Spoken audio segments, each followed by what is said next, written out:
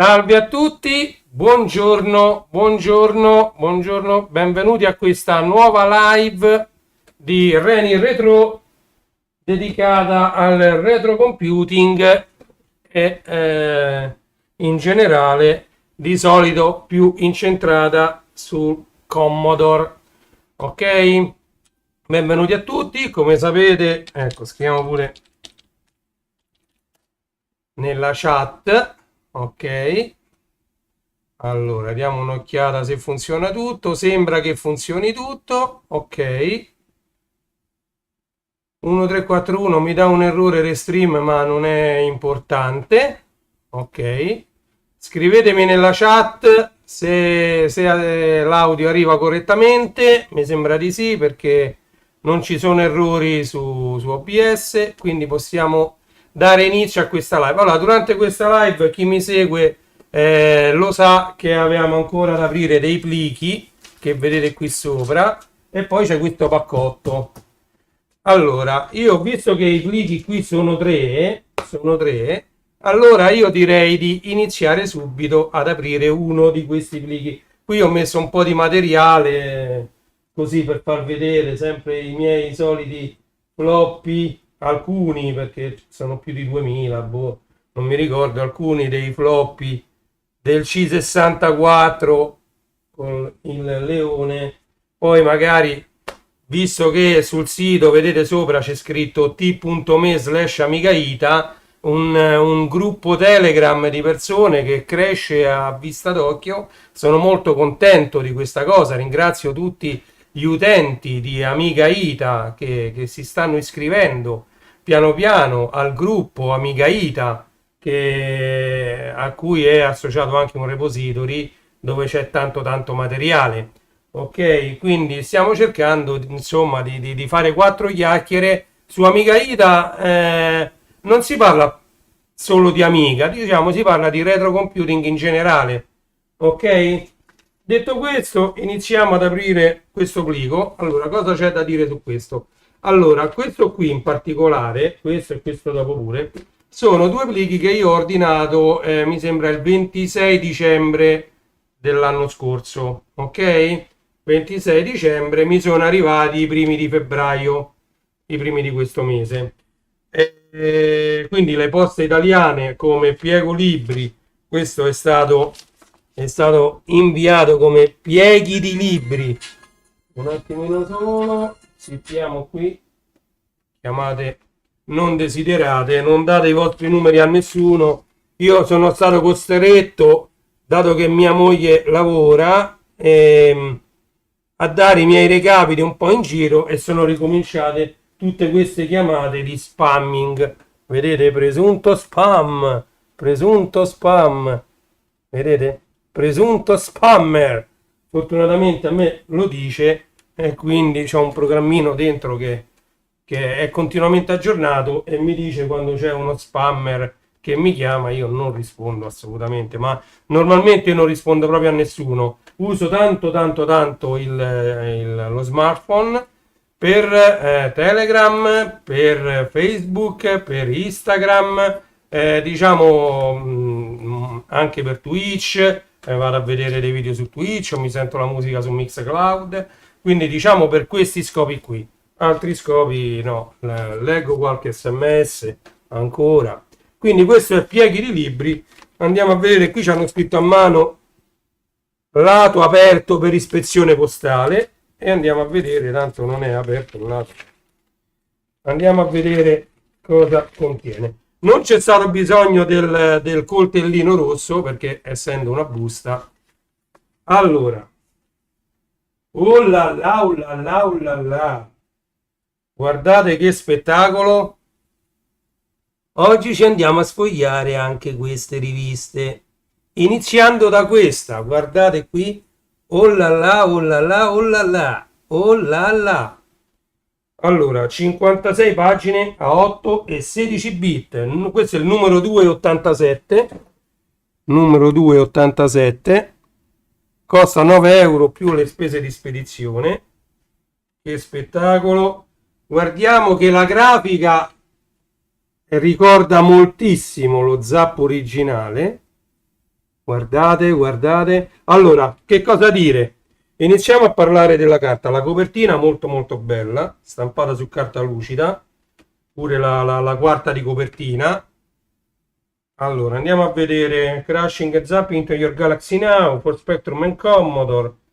Allora, anche diciamo l'impaginazione, io sto guardando la quarta di copertina adesso, io sto guardando questa pagina qui. Mi sembra che anche l'impaginazione della quarta di copertina si legge tutto bene, le scritte non, diciamo, non sovrastano le immagini. Avrei messo qualche immagine in meno, ma va benissimo anche così, sicuramente, sì, sì, sì.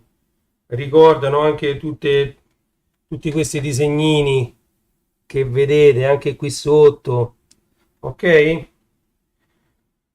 Oh, la prima di copertina ricorda tantissimo Zap, questo è del settembre 2021, lo Zap storico di cui io ho le riviste su in soffitta, non ho potuto andarle a prendere qualche Zap, perché sennò facevamo proprio il confronto tra lo Zap, questo 2021-2022, perché ancora c'è, lo potete andare tranquillamente ad acquistare, poi vi metterò tutti i link in descrizione, e lo Zap degli anni 80-90. Vedete, guardate un po' l'impaginazione proprio che ricorda tantissimo la rivista originale. Qui c'è l'editoriale, una intro, un editoriale a cura di praticamente tutta la redazione, Paolo Besser e tutta la redazione di Zap. Allora, la rivista Zap, il vicepresidente, vedete, il segretario è Nicola Morocutti, conosciutissimo nell'ambiente, c'è tanta gente che ci lavora a questo Zap. Allora, andiamo a vedere, queste sono praticamente la pagina delle news e poi andiamo proprio a sfogliare la rivista al suo interno. Quindi ci tuffiamo tranquillamente. Allora, la carta molto molto buona, veramente molto molto buona, una carta molto spessa e pesante, quindi non la solita carta sottile con cui viene stampata normalmente una rivista. I colori sono ben bilanciati, forse tendono un po' al giallo, come vedete sono tutti un po' che tendono al giallo, ma va benissimo così. Qui parlo ovviamente della prossima uscita dell'Amiga 500 Mini, la potete acquistare anche tramite i link che metterò sotto in descrizione su Amazon se ancora è disponibile.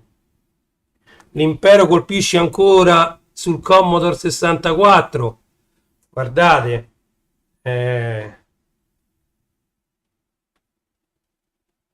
Poi qua si parla anche di Zap Amiga, che io sappia Zap Amiga è in lingua inglese. Infatti vediamo che non sarà la nostra, si tratta infatti di Zap Amiga, di fatto uno spin-off dell'edizione inglese di Zap 64, esatto. Io l'avevo già vista, questa rivista, che è molto interessante, solo che momentaneamente è in lingua inglese. Guardate che bella questa pagina di Zap, guardate, vi faccio vedere solo i titoli, tanto. Allora, finora molto molto buona come rivista. Pig Quest. Qui si parla, diciamo, dei nuovi giochi a cui stanno ancora lavorando, perché con la rinascita, con la, diciamo, con la vendita anche dei DC64, DC64 Mini, dei VIC-20, di Amiga 500 Mini, ovviamente qualcuno si è messo a rifare dei porting, come abbiamo visto Sonic 2 per Commodore 64, che vabbè richiede quella che adesso si chiama la REU e che ai tempi miei si chiamava semplicemente RAM Expansion Unit 1764, più semplicemente la 1764. ed era la RAM da 256k che io personalmente ho usato sempre in soli due modi. Voi sapete che io sono un patito di Geos, perché qui, come vedete qua, Geo Publish, qui c'è un sacco di dischi, guardate, mettiamo così, vedete, io questi addirittura li avevo numerati con le lettere, disco K, e qua dentro c'è Photoman, tutta roba per Geos, vedete, c'è scritto Geos disco K, tutta roba per Geos. Io quindi lavoravo parecchio con Geos, mettiamo questa magari così, yeah. Geo Publish, vedete, disco P, Geos e via. E qui c'è un sacco di roba per Geos, mettiamolo così, io metto così perché vedete, Color Pix per Geos, Grayscale Pix per Geos, disco L, disco L sta scritto lì, vedete, disco L, Geos, quindi tutto per Geos. Questo penso di essere uno dei pochi ad avere questo Workbench per C64 1.2, il Workbench proprio, vabbè. E quindi diciamo io la 1764 insieme all'1581 che è il drive da 3 pollici e mezzo per il C64 utilizzavo tantissimo il Geos che dava il suo massimo, perché con l'1541 per quanto uno lo poteva avere anche un minimo accelerato con i vari ProLogic, SpeedDOS, quello che vi pare, parlo di acceleratori hardware, però era sempre limitato in quanto a capacità, mentre invece con l'1581 e con la 1764 tu potevi mettere, che ne so, già il Geos Desktop, il kernel, è tutto dentro la RAM, e così lui si trovava già questi file di cui lui necessitava anche quando si passava da un'applicazione all'altra. Questi file se li trovava già in RAM, li andava a leggere dentro il RAM disk, chiamiamolo così, che su Amiga si utilizzava normalmente il RAM disk. Io pensate, quando avevo la BBS, gran parte delle aree messaggi, gran parte le mettevo nel RAM disk, poi ovviamente per ovviare a un eventuale blackout, diciamo, avevo messo ogni 30 secondi, 40 secondi la copia dei file modificati dal RAM disk all'hard disk, però diciamo che quello che lavorava di più su Amiga era il RAM disk, e così avevo fatto con Geos. Io Geos in avvio avevo fatto pure che lui si copiava questi file e ogni volta li andava a leggere direttamente dalla 1764 senza chiedermi più inserisci il disco boot, che era scocciante, capite? Poi se uno utilizzava tanto, che ne so, GeoWrite e GeoPaint, ci andavano pure GeoWrite e GeoPaint lì dentro alla RAM, e uno poteva utilizzare il drive, a parte che c'avevo già l'1581 che era più veloce, già nativamente più veloce dell'1541, allora si potevano diciamo caricare i programmi e utilizzare invece l'1541 soltanto per salvare i propri dati, e quindi avevo i dischetti da 5 pollici e un quarto con i miei dati sopra, e mentre dentro all'1581 e dentro alla 1764, ciao Willy, stiamo parlando del Geos per Commodore 64 della Berkeley Softworks, che è stato, diciamo, un sistema operativo secondo me spettacolare, anche perché proprio di sistema operativo si tratta, perché si andava proprio a, quando uno caricava l'OAD Geos 8,1,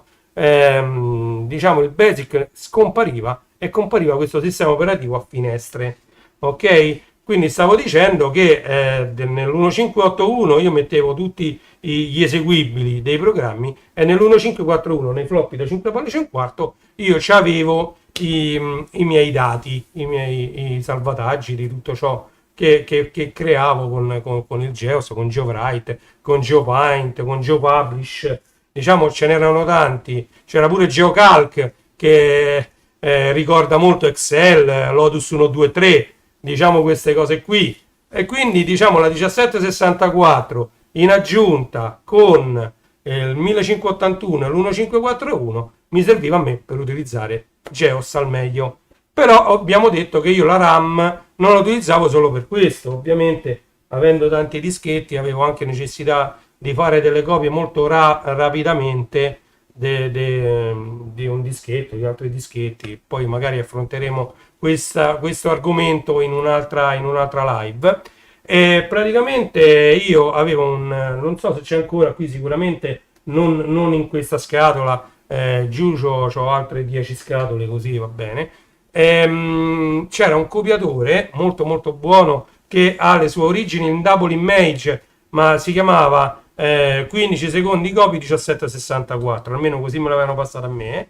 Praticamente con la 1764 che ero in grado di fare, io già avevo il ProLogic DOS e il Dolphin DOS messi nel C64 e nel 1541. Io potevo copiare in una botta sola, quindi leggendolo tutto d'un fiato, non in 3 volte come si fa normalmente, perché un floppy tutto dentro la RAM del 64 non c'entra. Ciao Luke!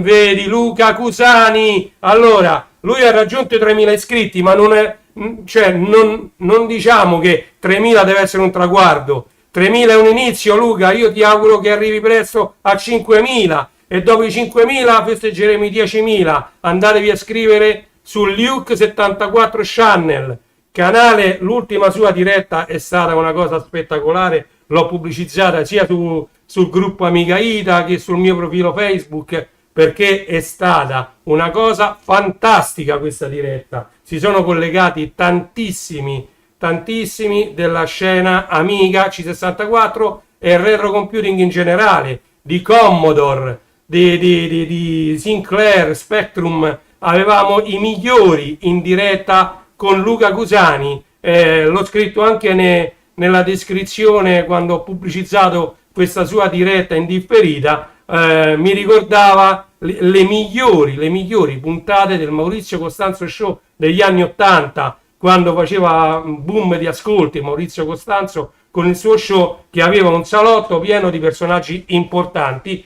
Così è stata quella diretta, anche se nelle altre dirette pure Luca ha invitato ed erano parecchi, però come l'ultima diretta veramente me la sono goduta tutta, finché poi me la sono finita di vedere il giorno dopo. Comunque lì in diretta sono stata quasi fino alla fine, mi è piaciuta tantissimo. Andatela a rivedere perché è su Luke 74 Channel, la diretta non è stata cancellata, si può vedere tranquillamente anche in differita. E quindi sì, beh, io potrei pure intervenire. Io, come dico, sono patito di Geos 1764 Reu. Oggi farò l'unboxing di questo, se puoi rimanere un altro po'. Tanto adesso sto parlando di questa rivista, che già è stata ampiamente trattata, ma io l'ho comprata il 26 dicembre, mi è arrivata i primi di febbraio e quindi adesso la stavamo un po' dando un'occhiata. E parlavo appunto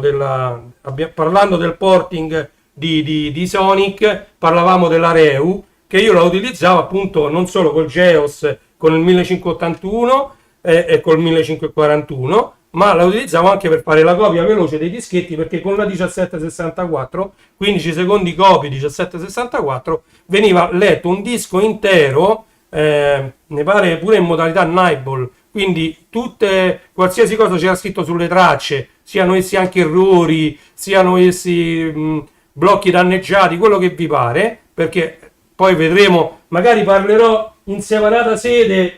Guardate qua che ho trovato, questo è un po' tutto storto, ma questo era un floppy che serviva per pulire le testine del floppy. Comunque, per dire, praticamente i floppy potevano avere dentro alle tracce sia degli errori, e gli errori potevano essere messi. Ciao Giusimo, grazie, benvenuto, mi fa piacere vedervi qui così numerosi. Oggi ho fatto una diretta improvvisata perché io purtroppo rimedio tempo così all'improvviso, ho 5 minuti e vado in live su Facebook, ancora non ci riesco, che devo fare? Invece su Twitch e su YouTube si può fare.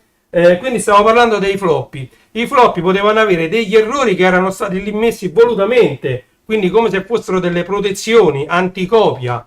Quindi c'erano diversi tipi di errore. Oppure potevano essere blocchi danneggiati semplicemente perché il disco si era danneggiato in quel blocco, in quel settore si era danneggiato. A me piaceva tanto, all'inizio io iniziai, tutto bene, grazie, tutto bene, stiamo facendo questa live e partendo da questa rivista siamo arrivati a parlare dei floppy del C64 e i floppy, quindi a me, uno dei primi copiatori che ho utilizzato su Commodore 64 è stato il Double Image, che metteva tutti i più e metteva l'asterisco quando c'era un blocco o con un errore o danneggiato. Poi fecero la versione avanzata del Double Image che a quel punto metteva proprio errore o la B. La B significava bad blocks oppure errore e c'era un errore in quel blocco. E poi era tutto diviso in blocchi e settori, quindi erano 35 tracce, tutti i settori e 35 tracce. E faceva a velocità normale era quasi inutilizzabile il Double Image perché mi ricordo che metteva i più t. Quando io modificai il mio Commodore 64, era la fine degli anni 80, e ci misi dentro il Prologic Revolution con il Dolphin DOS, a quel punto cominciava a fare tutte le colonne una dietro l'altra. Io ero abituato che metteva i più, piano piano andavo a leggere settore per settore, e invece con il Prologic Revolution e il Dolphin DOS leggeva le colonne intere, che era ovviamente ogni colonna era una traccia intera formata di tanti settori, e lui leggeva direttamente a tracce intere. Quindi questo per farvi capire quanto anche l'hardware è importante in qualsiasi cosa. Non ultimo, per esempio, sto facendo la diretta con un PC, questo è del 2012 mi sembra, è un i5, ho 16 giga di RAM, c'ho un hard disk che è sempre quello da 2 terabyte, in cui il C è quasi pieno, però io l'ho ottimizzato talmente bene. Io adesso in questo momento, non vi sto a esagerare, ci avrò circa 300 pagine in 10 finestre di Google Chrome. Ogni finestra ha una settantina di tab aperte, perché io purtroppo lavoro tanto con i siti internet, soprattutto per quanto riguarda, pure adesso c'è quasi un centinaio di tab aperti solo dedicati ad Amiga e a Commodore 64, di tutti i siti che sto cercando di visitare per andare a cercare tutto il materiale che sto mettendo dentro il repository di Amiga Ita su Telegram. Io avevo già una bellissima, grandissima collezione di floppy, di CD. Già vi avevo fatto vedere questo porta CD che uno va ad aprire, si porta dietro, da qua lo vedete. Questi sono tutti i CD di Enigma Amiga Run. Poi ho già fatto vedere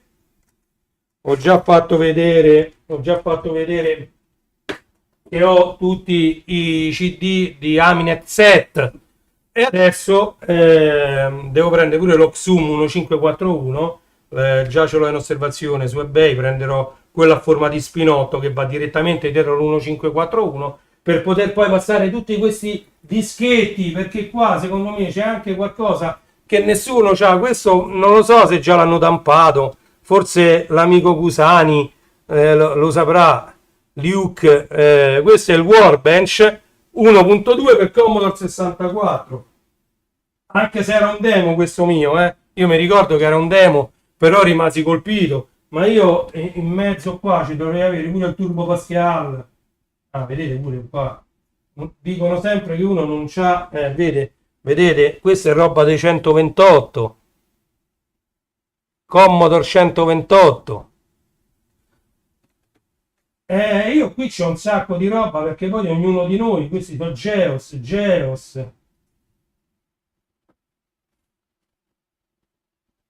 Questo pure, non so quanti ce l'avranno. Questo è per Commodore 64, non pensate che c'è scritto Olivetti, allora uno pensa che per PC. Questa è tutta roba per Commodore 64. Anche perché io mi sa che il PC non ce n'ho nessuno di dischetto da 5 pollici per PC. Guardate qua, non so se si legge. Oh, io voglio provare qua. Geos Application and Utilities. Vedete? e io questi li voglio passare tutti. Io qua, come tiro fuori, so, centinaia se non migliaia di dischi, di dischetti dedicati solo al Geos. Io su repository di Amiga Ida ho messo 1 giga circa di roba dedicata al Geos, con tutti i Geos per Commodore 128, Commodore 64, il Geos 1.3, 1.5, 2.0, e quindi maestro mi sa che era per Commodore 128. Bravo Luca, sì, mi ricordo che era perché io ho pure il 128, ho lavorato anche col 128. Il 128 a me non mi piacque tanto perché Go 64 lo utilizzavi come in Commodore 64, proprio perché il software per Commodore 64 era enormemente più numeroso di quello per 128, e quindi diciamo che il 128 da questo punto di vista è stato molto limitato per quanto riguarda i giochi, ma pure in edicola, dovunque uno andava, trovavi un sacco di roba per Commodore 64 e per il 128 c'era poco e niente. Certo, il Geos 128 era degno di nota, però diciamo poi col Commodore 64 accelerato, eccetera, io ero più veloce col Commodore 64 e con il ProLogic DOS e il Dolphin DOS che col 128 base, quindi diciamo lo usai poco e niente quel 128. Tra l'altro c'ho sia il 128 versione desktop, quindi con la tastiera esterna e il case su cui poi andava appoggiato il monitor, e sia il 128 che ricorda molto un Amiga 500, quello grande, quello normale che c'ha tutto quanto dentro la cosa. Allora, prima di aprire il Wage, il Waffle, voglio dire, come si chiama, andiamo avanti. Vedete com'è fatta bene questa rivista Zap? Ricorda tantissimo quella degli anni 80-90 di Zap. Io sono un fan di Zap, le scansioni stanno tutte quante su zap.it, sono anche su Retro Edicola Videoludica, quindi ve le potete andare a vedere dove vi pare. Però allora, innanzitutto avere una rivista del genere tra le mani è già un'emozione. È già un'emozione, ma poi la carta che hanno usato è qualcosa di spettacolare, una carta molto spessa, ma poi la stampa è fatta benissimo, molto molto bene. Diciamo che finora la sto sfogliando insieme a voi per la prima volta, e non mi sono pentito della spesa, con tutto che è una rivista che costa parecchio, perché abbiamo visto che costa questo prezzo qui più le spese. Mi pare che si arriva a 11 euro, però loro la spediscono con pieno di libri. Come vi ho detto, io questa l'ho comprata il 26 dicembre, mi è arrivata i primi di febbraio, ok?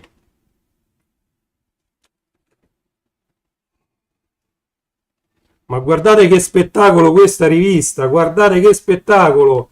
Voi non ce l'avete in mano, purtroppo le dirette sono limitate proprio per questo motivo, perché non vi posso far sentire la bellezza di sfogliare queste pagine.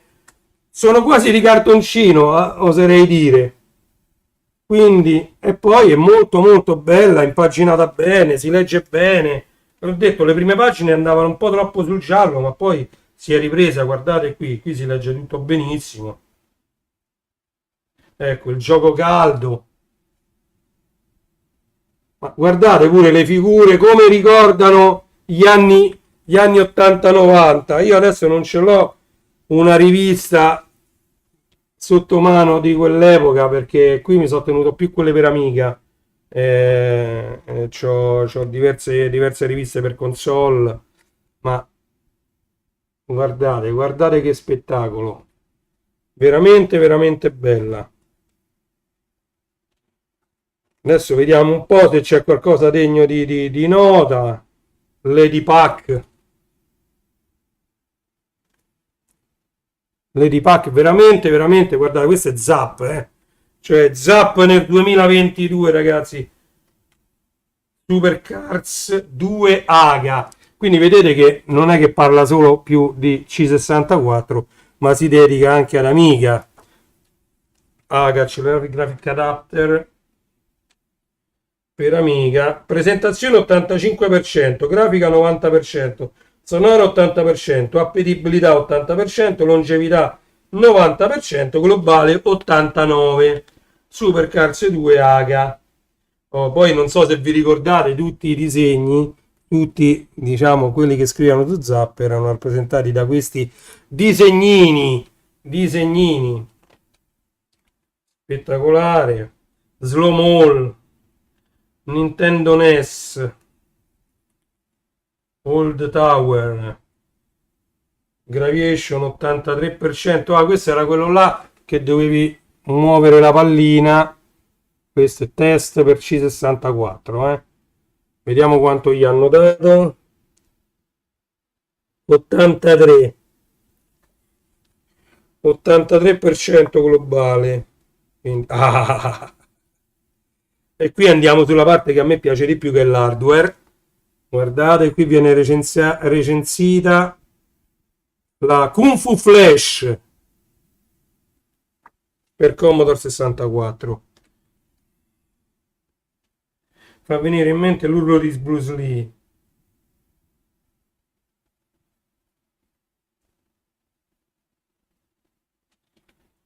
Quindi c'è anche un po' di hardware. RG 351M.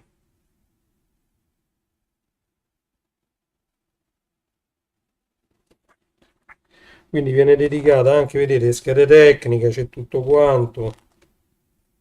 Bello, bello, bello. Ah, qua ci stanno i setting, cioè i codici per andare avanti con i giochi originali, i cheat mode, diciamo così, per mettere le vite infinite, per disabilitare la collisione degli sprite, quelli là, diciamo, un po' che hanno tanto giocato con questi computer conosceranno benissimo. Poi ci voleva la cartuccia o con il tasto reset o con il tasto freeze per poter poi inserire queste poke, questi codici all'interno dei programmi. Io ho anche l'action replay, mi pare che ce n'ho due per l'Amiga 500, che poi quando presi la GVP a 530 non potevo più mettere l'action replay perché si metteva laterale all'Amiga 500 e mi permetteva appunto di inserire i cheat mode, quindi i codici e quant'altro, anche di rallentare i giochi. C'era un potenziometro che ti rallentava praticamente il gioco. E questa è la posta, come è sempre stata la posta di Zap. Loro rispondono, secondo me in questo caso non ci saranno più le letterine cartacee, ma risponderanno a delle email. Ok, allora questa quindi l'abbiamo vista. Adesso chiamiamo il coltellino rosso perché ci andiamo a sballare questo pacchetto. Andiamo, ci andiamo a sballare questo pacchetto e andiamo a vedere cosa contiene. Già lo sapete perché l'ho scritto in descrizione. Ok, abbiamo fatto. Se ci riserve lo richiameremo il coltellino rosso. Allora, andiamo a vedere l'imballo. Allora, io faccio tutto in diretta, non li registro i video, non sono capace poi a montarli, non so usare tutti i programmi di montaggio video e quindi faccio tutto in diretta. Come vedete c'è parecchio pluriball. Noi andiamo a fare così perché lo scatolotto è... Allora, qui dentro non c'è più niente, ok? E la tiriamo. Qui dentro c'è qualcosa che ci interessa. Guardate. Allora, andiamo a sballare insieme, Allora, questo pluriball mi servirà a me, senz'altro, e lo tiriamo via. Ed eccoci qua con il waffle.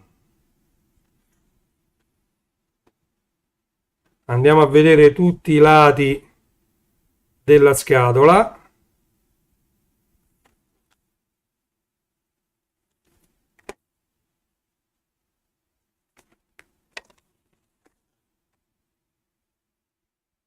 Ok, la scatola, ovviamente vedete c'è Retro Giovedì, che è il sito da cui io l'ho ordinato, con un bel Albatros Ball messo sopra. Allora, No, voglio farlo davanti alla videocamera, di andare ad aprire. Mm. Allora, ed ecco il contenuto della confezione. Allora, qui c'è una pennetta USB. E così. Waffle. Che è successo? Attenzione un attimo che mi è comparso un messaggio d'errore. Ok. Retro giovedì da una parte e waffle dall'altra. Vediamo qui se retro giovedì si vede meglio. Retro giovedì e waffle. Vedete? E questa è la pennetta con dentro il software. Poi c'è questo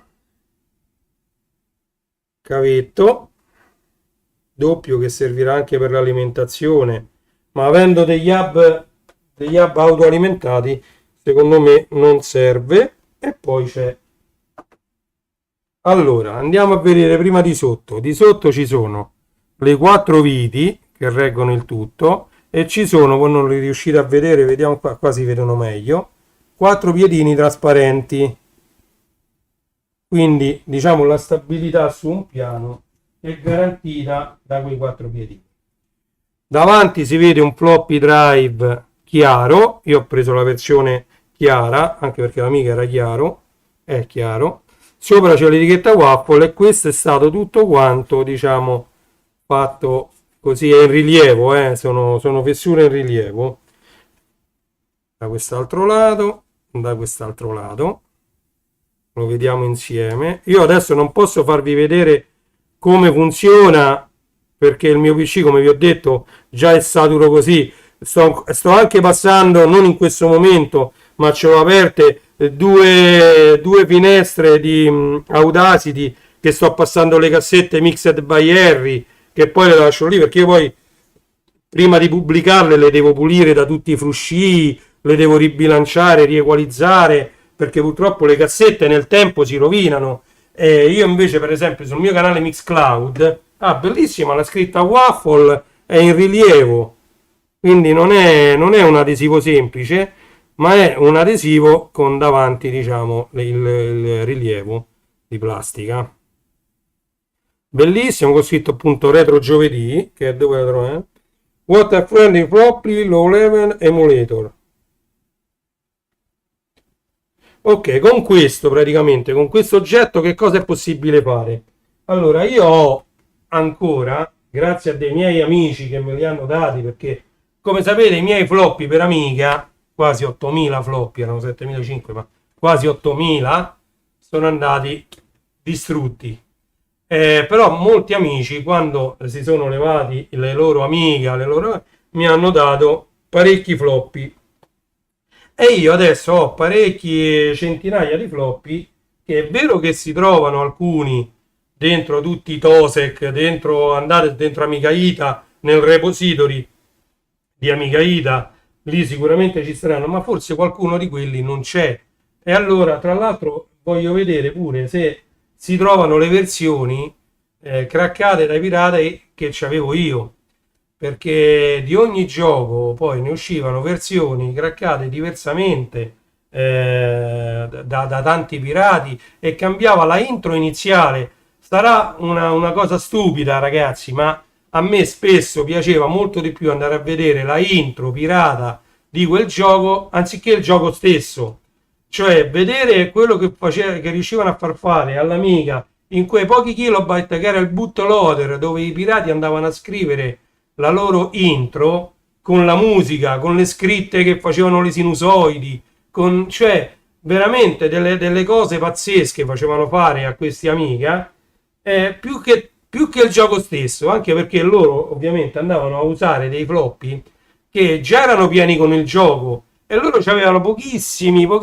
byte dove poter mettere sia il trainer che cos'è, diciamo per i neofiti, per quelli che non lo sanno, che cos'è il trainer? Il trainer era poter mettere vite infinite, disabilitare gli sprite, abilitare un tasto per passare di livello, cioè quelli erano i trainer.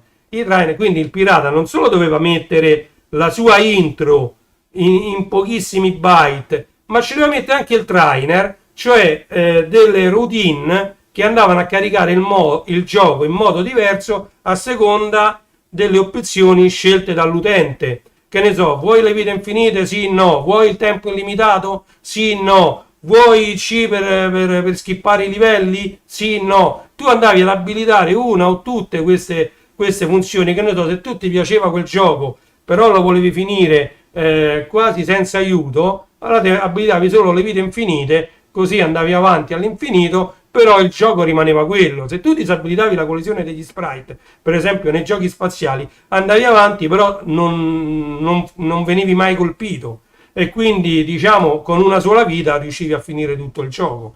Diciamo c'erano tanti trainer, tante cose che potevano essere attivate e disabilitate. Tutto questo in pochissimi byte addirittura, non so se si arrivava al kilobyte perché poi se no non c'era spazio per il gioco. E quindi i pirati avevano anche questo di compito, non solo di fare una presentazione con musica, immagini, anche se erano immagini a pochi colori, immagini piccole come risoluzione intendo, per quel tempo, però tutto quanto che si muoveva in 3D, cioè veramente tanto di cappello. Molte intro dei giochi pirati avevano anche i V-meter che andavano a tempo di musica sui lati dello schermo con questa sinusoide di scritte che ringraziava poi tutti gli altri gruppi di crackers che c'erano all'epoca. Io ricordo molto gli Italian Cracking Service, un gruppo di persone grandissimi che erano molto attivi sia per C64 che per Amiga, però senza dimenticare Icari e tanti altri che poi si sono dedicati anche a fare la demo scene sia di Amiga che su C64.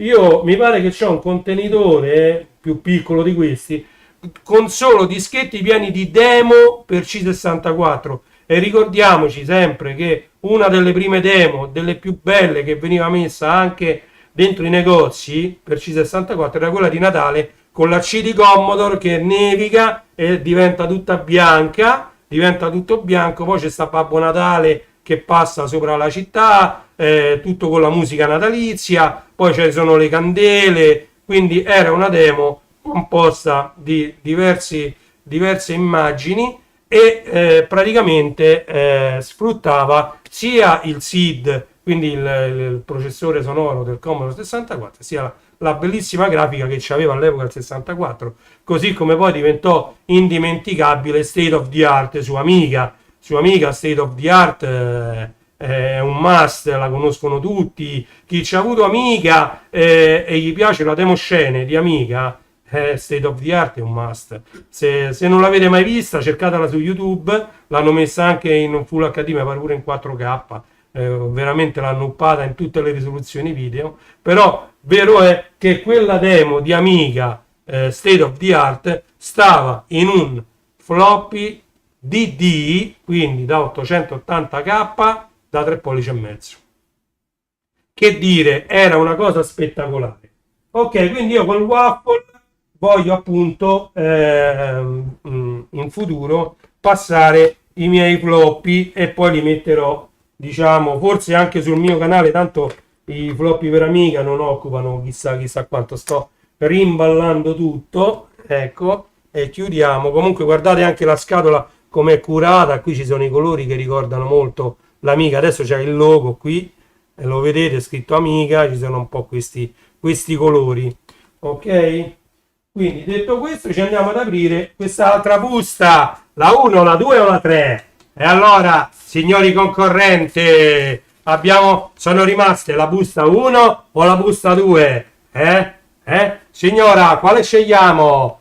La busta 1 o la busta 2? La busta 1 o la busta 2? Apriamola questa qui, la busta 4. Ok, andiamo ad aprire la busta 4. Oh, saluto anche Nicola 8-bit che cercava questi per il, diciamo, il cerchio di Monkey Island, quello che serve per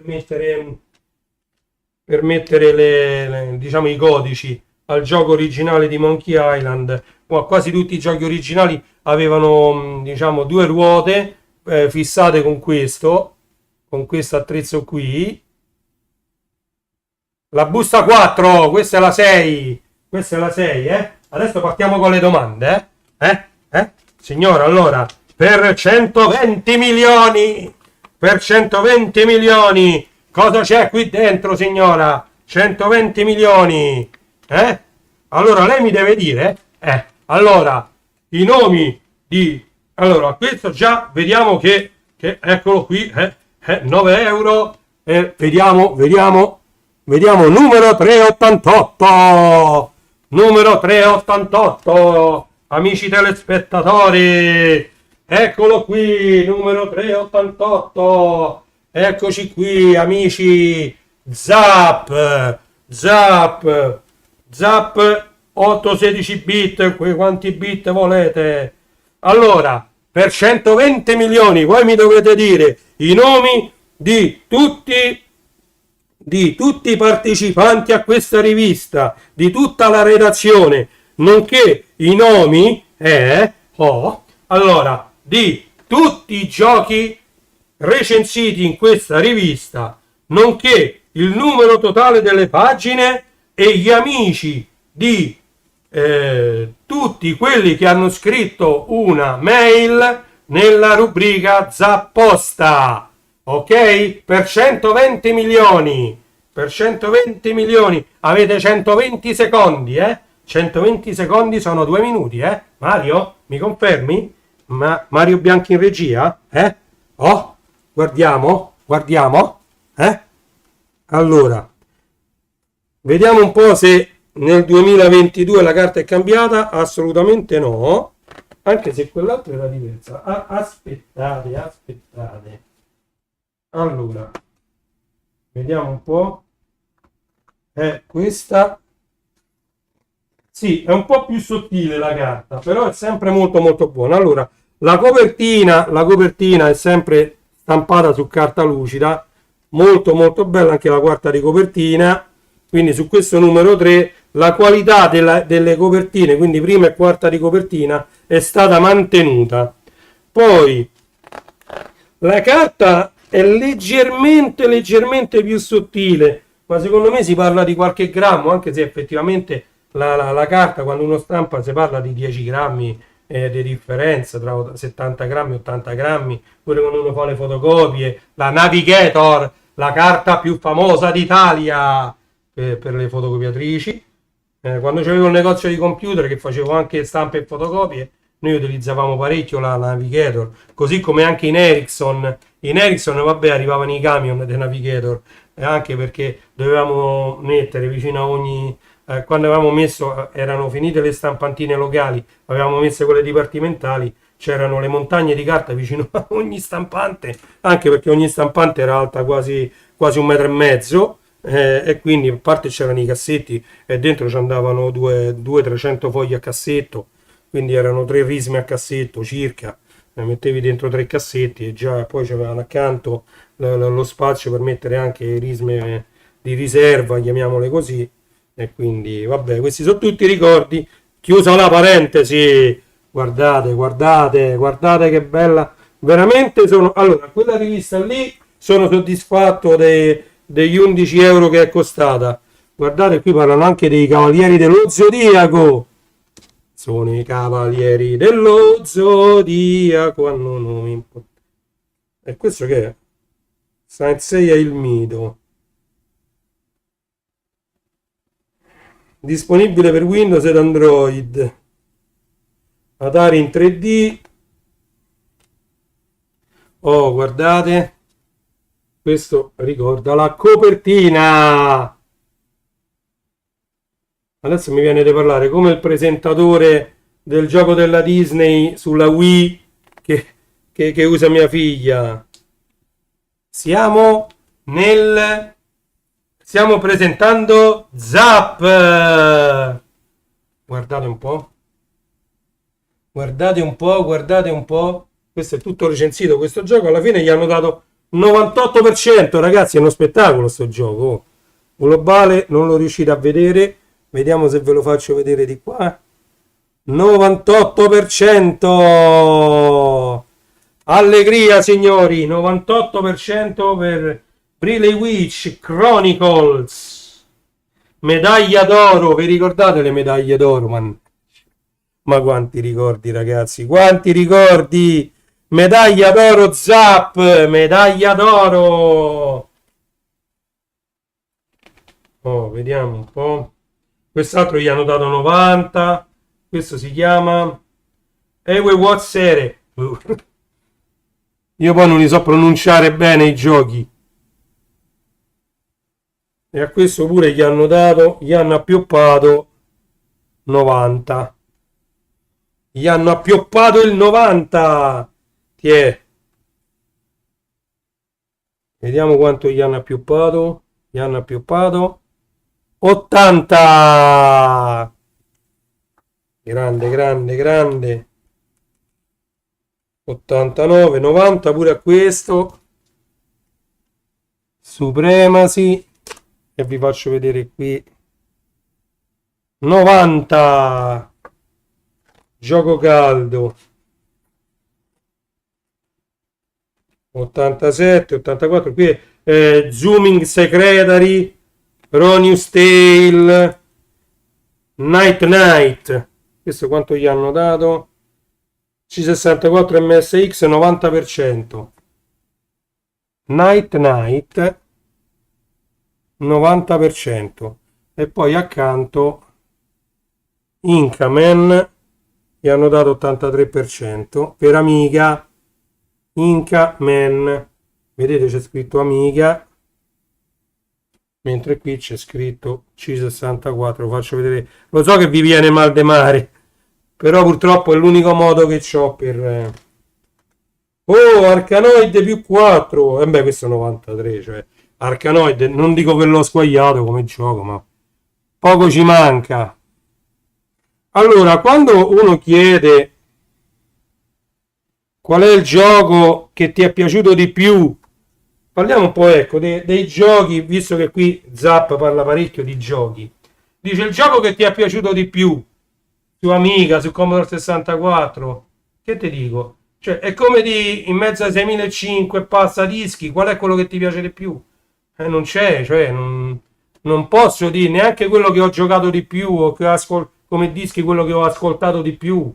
Cioè, è impossibile, secondo me.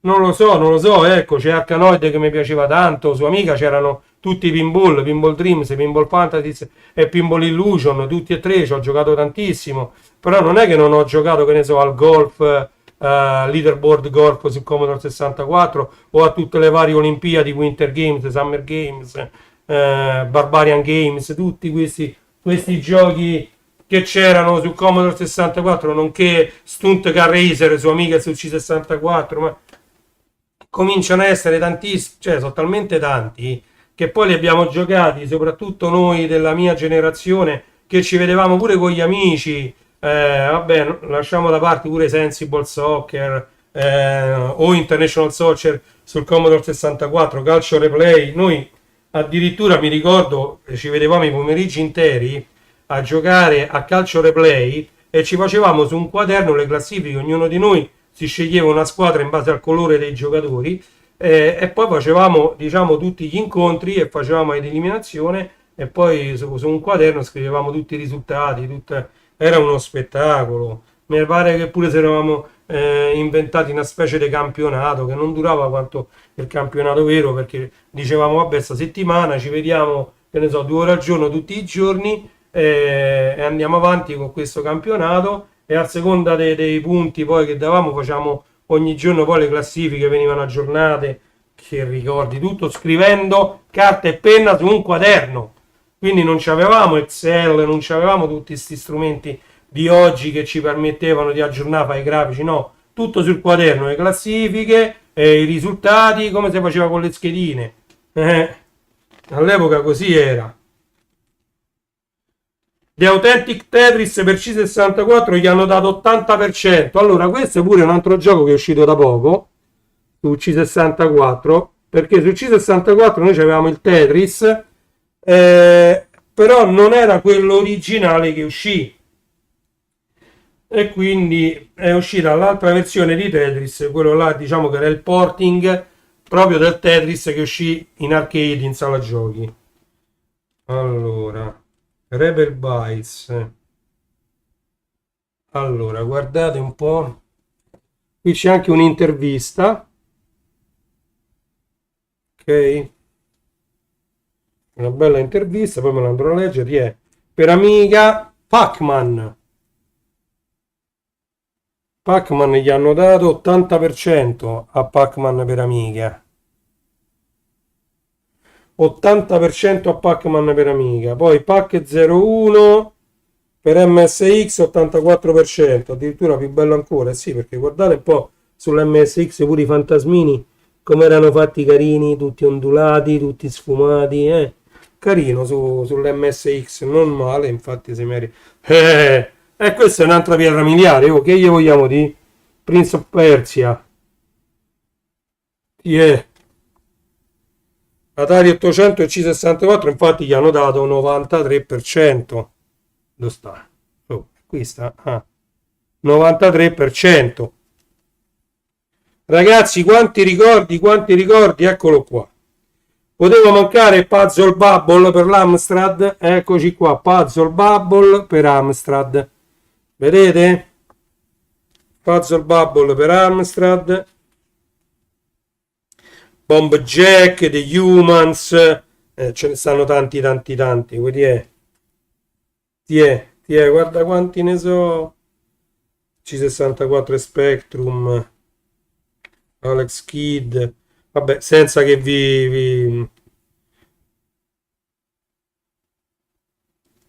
vedi qua che c'è.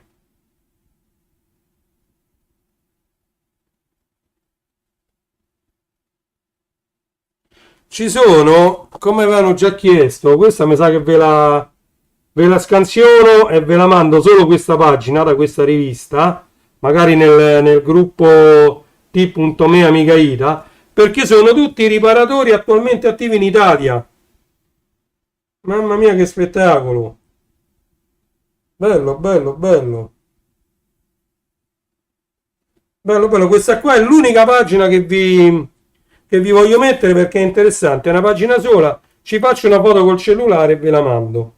Per il resto, ovviamente, vi invito ad acquistare la rivista. Questa è una cartuccia, mi sa che tutti quanti vorremmo avere per il C64, la Ultimate 2 più. Con questa cartuccia, da quello che io mi sono documentato, avete l'USB, la presa di rete, ci potete attaccare un sacco di cose, si può attaccare anche al dataset e tramite una compact flash ci mettete tutti i dischi .d64, tutti i file dentro la compact flash e la usate come se fosse un 1741, cioè un 1541, sì. Un 1541 e infatti poi me lo andrò a vedere questa recensione, però la Ultimate 2 è universalmente riconosciuta come buonissima scheda per Commodore 64, a parte che ti mette a disposizione l'USB e la rete, cioè guardate, si vede direttamente nell'hardware, vedete, avete due porte USB, la rete da una parte e dall'altra parte avete a disposizione tante altre porte, ok, ci potete attaccare anche il floppy e passare i floppy sulla compact flash. E poi le ultime due pagine sono sempre dedicate alla posta di Zap. Quindi abbiamo visto anche questo. Ok, quindi numero 2, numero 3. E vediamo. Qui ci dovrebbe essere il numero 1. No, non lo so. Non lo so. Vediamo subito. Io li ho comprati tutti gli Zap. Quindi 1,86. Questa però è una ristampa, Guardate che spettacolo! Un nuovo inizio, 35 anni dal primo numero. Questo è il numero 1,86 di Zap. Oh, bellissimo, bellissimo, ovviamente quarta di copertina, eccola qui, carta sempre lucida, molto buona. Andiamo a vedere dentro questo primo numero. La carta ricorda molto il numero 2, sì. Guardate però come è diverso, essendo un numero, il primo numero ritornato, diciamo, nelle mani dei fan, come posso essere io.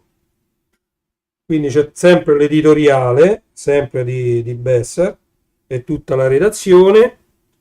Ci sono rubriche speciali. Oh, questa veramente non oserei dire, ma forse perché è una ristampa, ma è stampata proprio bene, bene, bene. Si legge proprio benissimo questa. Ancora meglio di quelle altre due. Anche se quelle altre due, guardate, fino adesso soldi spesi benissimo. Ah, il waffle, eh sì, eccolo qua. Waffle aperto, waffle. E adesso lo metterò in funzione. Ecco, lo mettiamo qua, così si vede nell'altra telecamera. Il waffle. Sì, grazie Mirko, eccolo lì il waffle. Bello sballato. Allora, Eye of the Beholder per Commodore 64. Cacco matto al Vectrex. Vectrex 70 roba. Vectrex 70 tanta roba. Mi manca il Vectrex. NES, lo Spectrum. Nuova beta di 8 bit utility. Allora, Bad Moon Rising. Guardate che grafica che avevamo noi, eppure ci piaceva tantissimo. E siamo stati noi a decretare il successo di Commodore 64, di Amiga, perché poi alla fine eravamo noi che li compravamo, queste macchine, e quindi ne decretavamo il successo. Eravamo noi che in edicola compravamo i Magnifici 7, Special Play Games, i Magnifici 5, cioè tutte queste riviste, Wargames, erano tantissime in edicola che uscivano con la cassetta. Noi comprando quelle riviste abbiamo decretato l'enorme successo di queste macchine.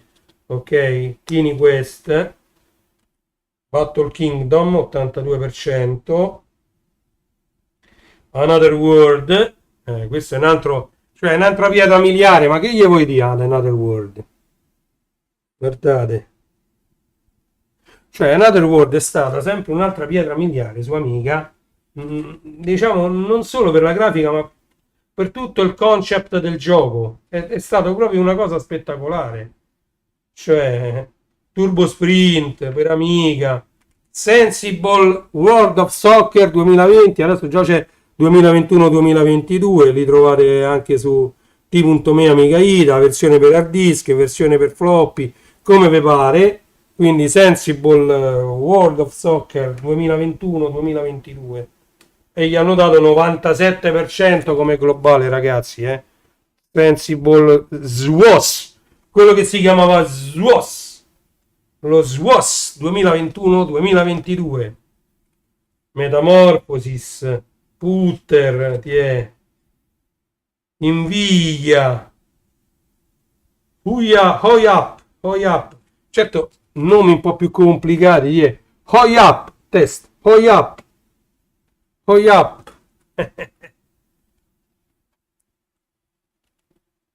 yeah. Hell yeah.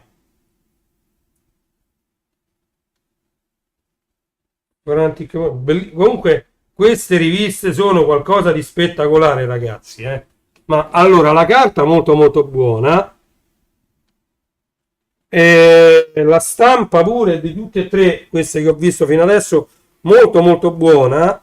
Io adesso non vi sto a giudicare quello che c'è scritto, quindi gli articoli, perché non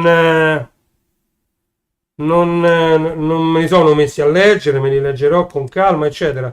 Io adesso do un giudizio globale sfogliando, io adesso sto sfogliando insieme a voi questa rivista e darò un giudizio sull'impaginazione, diciamo sulla stampa, sulla qualità della carta, sul contrasto che hanno le scritte con gli sfondi, sulle immagini scelte, su tutto questo qui, diciamo su tutte queste caratteristiche della rivista. Io poi vi dirò quello che ne penso. Ecco, Super Mario, medaglia d'oro, Super Mario Bros, medaglia d'oro, eccoci qua, andiamo a vedere i voti, 99%, tutto 99, presentazione, grafica, sonoro, appetibilità, longevità e globale 99, medaglia d'oro. Questo è uscito nel 2019 per C64. Guardate quanto costa, medaglia d'oro, dollari 00, disponibile in formato D64 e CRT. Costa dollari 00, quindi gratuito. Super Mario Bros per Commodore 64, medaglia d'oro di Zap, voto totale 99%. Presentazione 99%, grafica 99%, sonoro 99%, appetibilità 99%, longevità 99%, globale 99%. Una conversione gratuita e realizzata alla perfezione. Vale sicuramente la fatica necessaria per trovarla, tanto si trova dentro i DB, dentro tutti i canali normali che mettono a disposizione i giochi per Commodore 64 che, a quanto so, diciamo, smentitemi se dico una stupidaggine nella chat, i giochi per Commodore 64 sono stati definiti abandonware, mentre quelli per Amiga ancora no. Quelli per C64 sono stati definiti abandonware, quindi io uso parecchio c64.com per trovare i giochi. Certo, lì difficile che trovi quelli in italiano. Oh, Elvira, guardate, Elvira.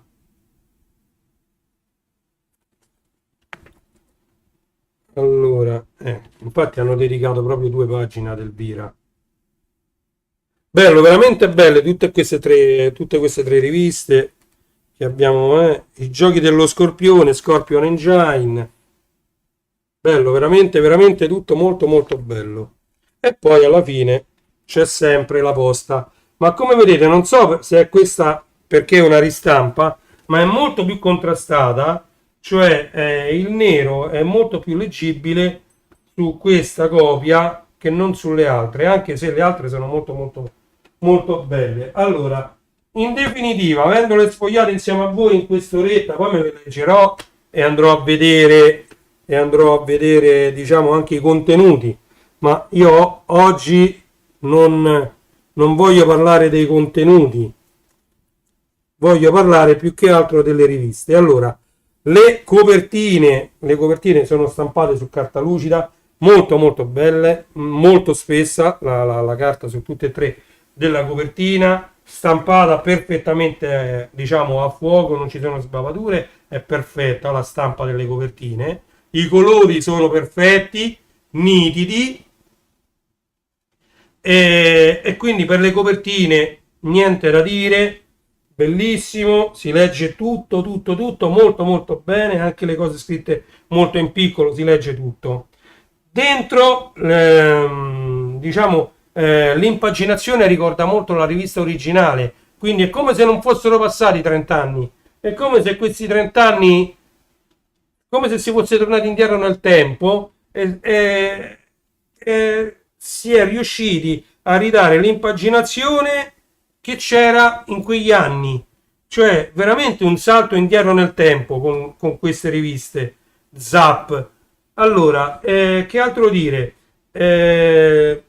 Diciamo tutte quante risultano essere molto leggibili, quindi col contrasto, non c'è, diciamo, un nero chiaro su un colore più scuro, no, si leggono tutti quanti gli articoli molto molto bene, anche quando lo sfondo è molto scuro è stata fatta la scritta bianca, oppure sempre con lo sfondo scuro è stato messo uno sfondo, come vediamo per esempio in questa pagina si è preferito mettere uno sfondo giallo con le scritte nere, anche se come vedete l'articolo invece è scritto con colore bianco su sfondo molto molto scuro.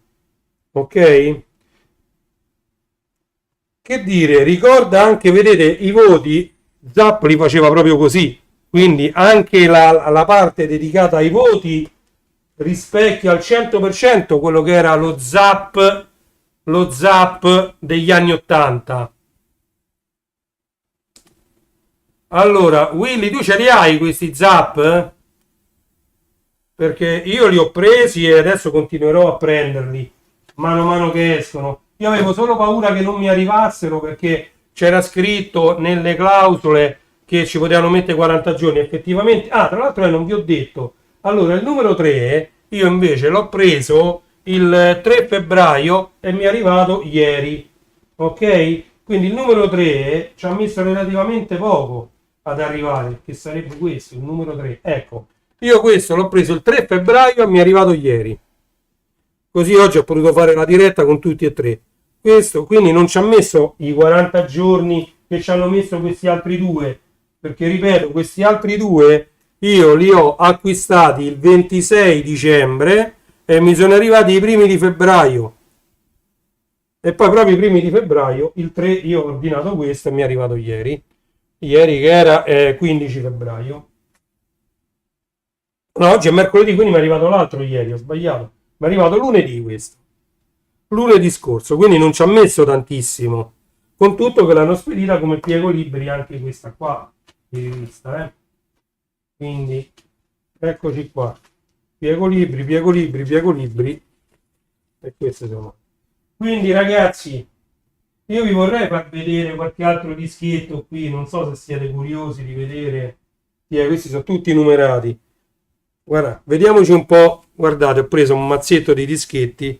Andiamoceli a vedere, va, perché guardate, vi ricordate questa copertina, ragazzi? Videogiochi gruppo editoriale Jackson, cioè ragazzi.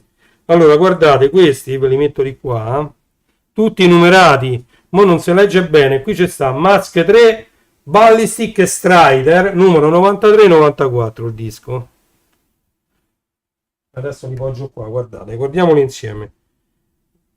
Gunner, Minigolf, Zagon, Eoborus 1949, questo è il numero 96-97. È scritto piccolino qua il numero, vedete, 96-97. 1949, qui era un gioco, Vedete, lato A e lato B, tutte e due chiuse le protezioni in scrittura. Questo videogiochi The Rocky Horror Show. The Rocky Horror Show, 141esimo dischetto. Discovery, 142esimo dischetto. Sempre videogiochi. Io con le telecamere ci faccio a botte, vedete perché non posso fare. Questo è il numero 140, si vede. Andiamo a vedere che c'è. Game Over 2, Sky Simulator, Skateboard Simulator. Ma erano tantissimi, anche perché molti giochi erano pochi file. Guardate, questo è il 139esimo floppy e vi faccio vedere i giochi li ho scritti qui. Biliardino, snooker, pool, caroline, carambola, biliardo professionale. Tutti i giochi di biliardo. Questo è il 138, sì, 138, Black Lamp. C'è. Questo era il basket, 136, NBA Professional, Super Street Basketball, mi pare che era SS Basketball, Super Street Basketball. Questo mi si è un po' accusato. Numero 135, tutti archiviati sempre col Commodore 64, veramente che vedi che fa. 98-99, dischetto sta scritto lì 98-99 e qui non si leggerà mai. C'è Super Robin Hood 3D Box Plip Apocalypse The Wall Boulder Jack. Guardate questo, mamma mia, pure sti SKC quanti ne ho comprati. Mamma mia, sti SKC quanti ne ho comprati. Ecco, questo è 100-101, sta scritto qui 100-101 e dentro ve lo leggo io, Bomb Jack 1 e 2, Zalaga, The Running Man Loader e Running Man che viene caricato dal lato A. Pensate, c'erano alcuni giochi perché per essere piratati c'erano soltanto un loader al lato A e poi, siccome questo loader occupava spazio, non c'erano più spazio per mettere il gioco e quindi lo mettevano al lato B. E allora io insieme al loader ci ho messo altri giochi e infatti qui c'è sta Bomb Jack 1 e 2, Zalaga e Running Man Loader, e poi il lato B c'è Running Man caricare dal lato A. Praticamente si caricava il loader col trailer, tutto quello che vi ho detto, la presentazione eccetera, e poi si girava il floppy e c'era il gioco. Kendo e reclutamento, qua mi si è staccata l'etichetta, sicuramente sarà qui sparsa, comunque poi la cerco e la trovo, e questi stanno lì dentro a quella scatola dagli anni 90, dal 95, 96, da quando ho smesso di usare il Commodore 64. Chissà se funzionano tutti questi dischetti. Comunque questo è quanto. Dai che abbiamo finito. Faccio vedere un dischetto blu, ma sì, dai. Last Ninja 2, dischetto blu. Quanto erano belli questi dischetti colorati, ce n'ho tantissimi. Ve l'ho già detto in un'altra diretta. Da dove provengono questi dischetti colorati? Provengono da committeri. A Colli Albani a Roma c'è una fermata della metro che si chiama Colli Albani, ed è tutta una piazza dei Colli Albani. C'era un negozietto di elettronica, tra l'altro, dove io ho comprato un sacco di alimentatori, li vendeva a una sciocchezza, mi pare 5.000 lire o 3.000 lire, ma proprio a poco. Erano alimentatori che venivano da vecchi PC che avevano disassemblato, da vecchi 286, 8088, tutta sta roba qua, e io li modificai per alimentare Amiga. E ce l'ho ancora su in soffitta, si sono tutti arrugginiti fuori, chissà se funzionano ancora. Però il bello è che ci sta attaccato i morsetti e poi c'è il connettore quadrato di Amiga 500, soprattutto c'era il connettore quadrato, perché da lì mi uscivano i 3,3, i 5, i 12 volts, e mi sembra pure i 9 volts c'avevano quelli. C'erano tutti i voltaggi, erano uno spettacolo, c'erano un bel pulsantone, e io così levavo 2000 alimentatori che c'era, ce n'era pure uno che mi alimentava sia la GVP A530 che l'Amiga 500, tutte e due con un solo alimentatore, anche perché quelli erano molto potenti come alimentatori, dovendo andare a fare girare quegli hard disk microchannel alti così, cioè, gli hard disk del PC all'epoca erano qualcosa di incredibile, sia come rumore, sia come assorbimento di corrente, perché questi hard disk microchannel, ripeto, microchannel è prima dell'IDE. Microchannel, gli hard disk dietro c'era una piattina, cioè un connettore a pettine, chiamiamolo così, che poi andava attaccato e c'era il controller microchannel. Questo poi lo vedremo magari in un'altra diretta, tutti i vari controller che ci sono stati per arrivare al serialato di adesso. Allora, un attimino solo che mi chiama mia moglie, sicuramente ha finito in ufficio.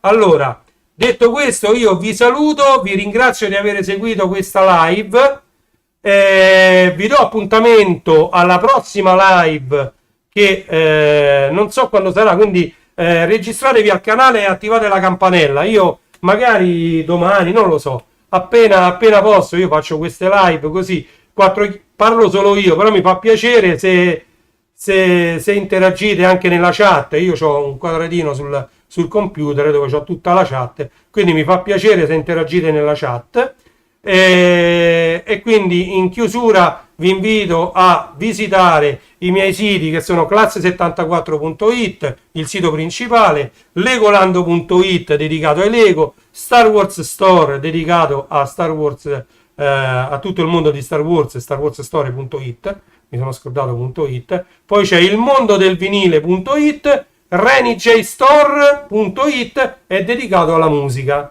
ok? Cercate ovviamente i relativi canali anche su Telegram e su Facebook, e andatevi a registrare anche su questo nuovo, tra virgolette, gruppo che abbiamo creato su Telegram che si chiama Amiga Ita, perché lì, oltre a tanti amici, associato a questo gruppo trovate il link in un messaggio fissato in alto, c'è anche il repository pieno di materiale Amiga, C64, C128, Sinclair, c'è sta un po' di tutto dentro il repository di Amiga Ita.